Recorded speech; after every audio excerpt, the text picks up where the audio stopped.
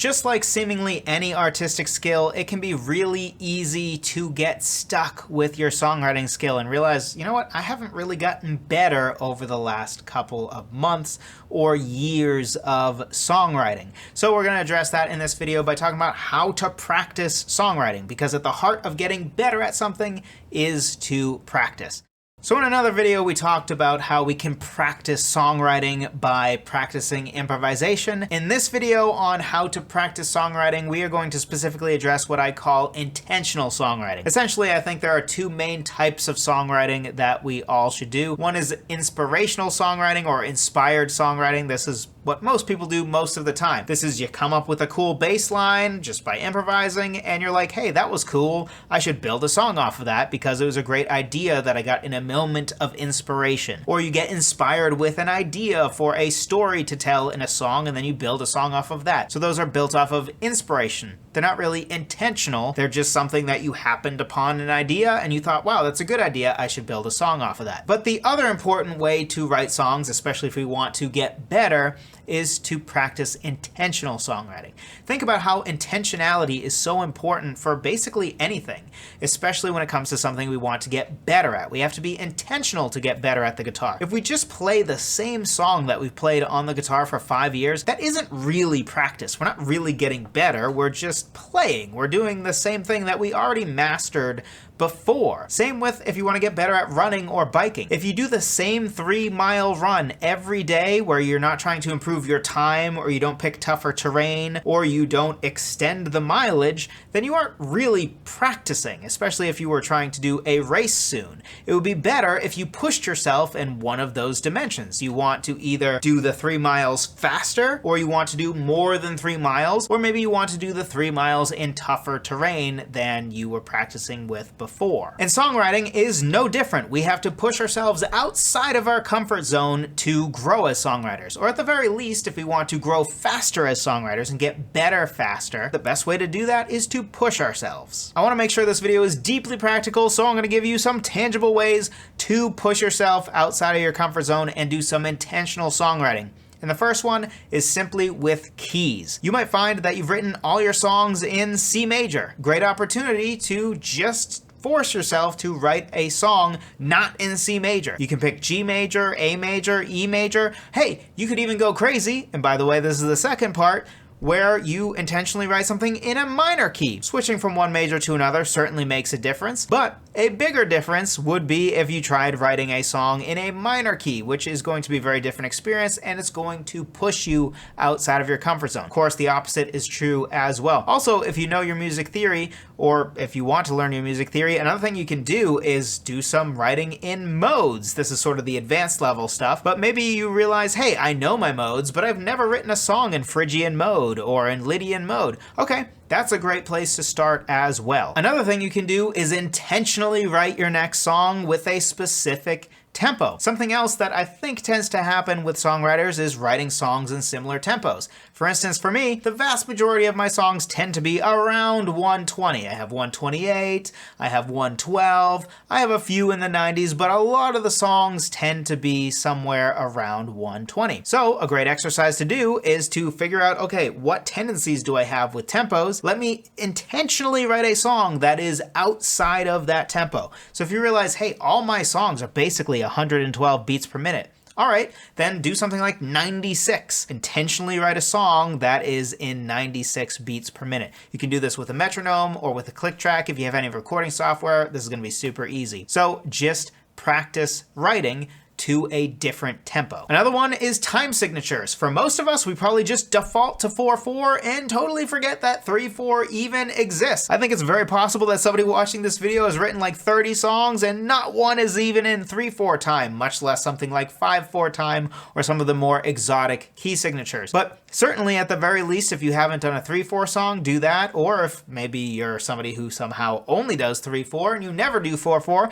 then make sure to do 4/4. If you've done both, maybe you can be intentional and do 5/4. If you've done all three of those, then pick another time signature. Maybe do something like if there's this song that you really, really like and you realize, oh, that's in some exotic time signature, 7/4 or something. Okay, so write your next song in 7/4 or whatever that time signature is. Another great way to be intentional with a song is thinking about specific feel. Maybe you're somebody that most of your songs have a sort of intimate feel, where it's the acoustic guitar and you singing, and you don't really have any songs that are big and epic.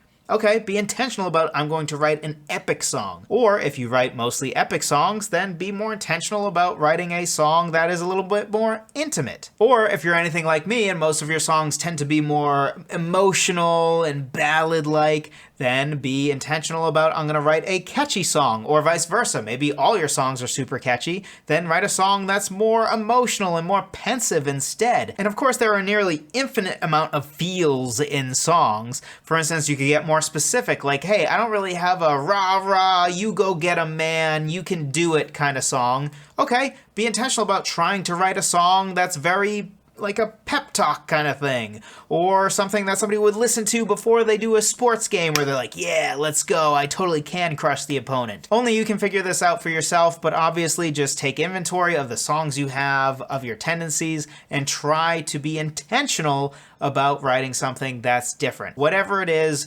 just take inventory. This is what I tend to do. Let me try to intentionally do something different. Another great way to intentionally write a song is to intentionally have a different main instrument that's featured in your song. So for instance, let's say you play piano and guitar, but when it comes to songwriting, you almost always write your songs with the guitar, and the guitar is sort of the featured main instrument. For the next song, make sure to utilize the piano instead. Or if you're like me and play piano and guitar, but you're a better pianist than you are a guitarist, and you feel that you write better songs at the piano than the guitar, so therefore you've written most of your songs at the piano with piano parts, then maybe it's time to go back to the guitar. Actually, this is my situation right now. Probably the last like 20 songs I've started have all been with the piano. It used to be like 50-50. It's not even close to 50-50 right now. So I think I need to pick up the acoustic guitar again and be intentional about writing a song off of the acoustic guitar. It simply gets different results than when I write at the piano. This is going to be true for you as well. You can also be intentional with the style of your instrument. For instance, let's say you play guitar and you always start with a strummed chord progression. Just be intentional about, I'm going to do finger picking instead of strumming, or I'm going to do picking with a pick instead of strumming. Or it could even be something like, hey, I always utilize open chords, I'm going to use bar chords instead. Or if you don't hate yourself, maybe use power chords instead. Or on the piano, if you mostly have been using block chords, try doing arpeggiated chords, or do a piano hook instead. Or if you always do a piano hook where you have a bass line in the left hand, try making a piano hook where you don't have a bass line in the left hand. Again, just be intentional about taking inventory of what you tend to do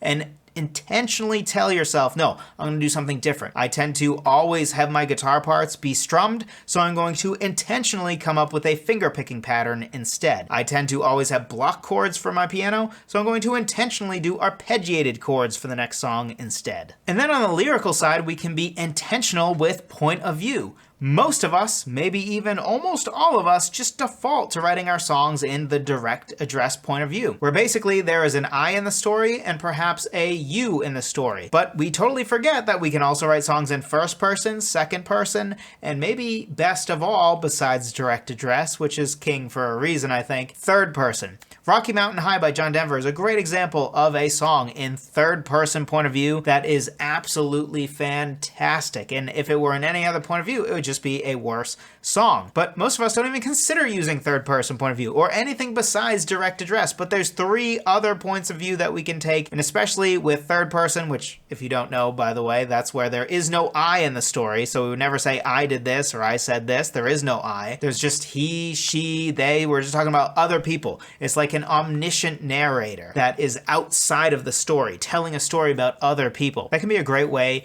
to tell a story in the form of lyrics in a song, and very often we don't even consider doing that. So that's a way to be intentional about the point of view. And another way to be intentional about the point of view, essentially, is to be intentional about writing songs outside of your own point of view. We also tend to always write songs, even if we do write them in third person, it still is from our point of view. And very often, a lot of songwriters are stuck writing about their point of view in the current moment, which is super limiting. We want to be able to write songs going back to our point of view in the past. We want to be able to project into possible futures for point of views where we imagine, we put ourselves in a certain scenario that could happen in the future and say, how would I feel if that were to happen to me? And then we should be able to put ourselves in other people's shoes where we are writing songs really not even from our point of view. Even if it is in direct address, and I'm still saying you can absolutely still write a song where really you are writing a song from your friend's point of view where you're not even in the story. Your friend just got broken up with. You are empathizing with him. So you write a song that says I and you, but really you're talking about him and her.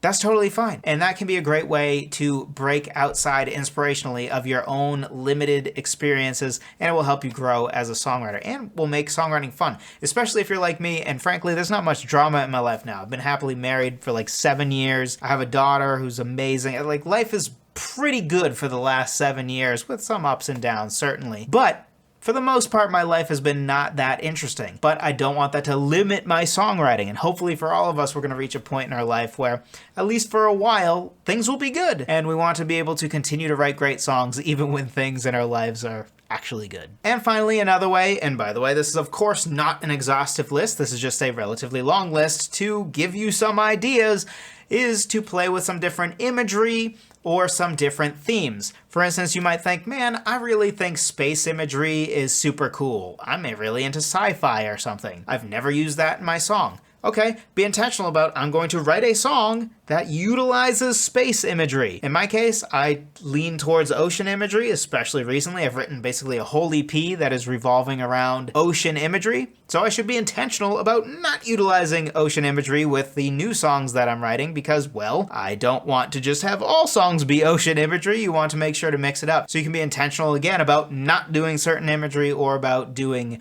certain imagery that you want to try that you haven't really done before. And then on the theme side, you could take something like, hey, I just realized I've had a kid for 2 years now, and I have yet to write a song about the joy of having a kid. I'm still writing heartbreak songs for some reason. That's a great opportunity for a new theme. Or maybe you realize you've never really written about the theme of life and death and something that just isn't love. Okay, write about something that isn't love. Or if you always do romantic love, you can do another type of love. So you can be intentional about your next song having a different theme than you tend to use, or maybe even one that you've never used before. So hopefully some of those ideas got your brain going. Maybe you realize, hey, I never have written a song in 3/4, or wow, I never even realized I've never written in a minor key, or I've never addressed the theme of having children, and I have children, and I love my children, but I've never talked about them in a song.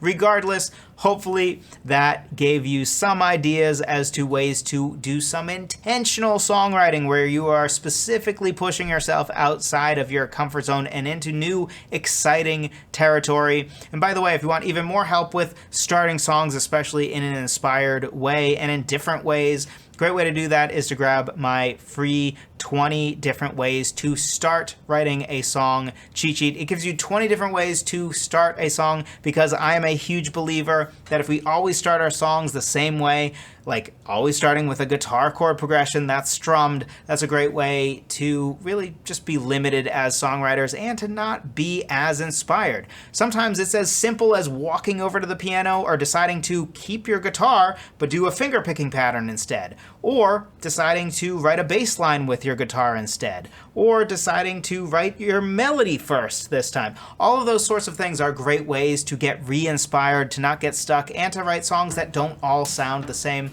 So be sure to check that out, 20 different ways to start writing a song. Songwritingtheory.com/free guide. Thank you so much for watching and listening. I appreciate every single one of you. Go get some songwriting done.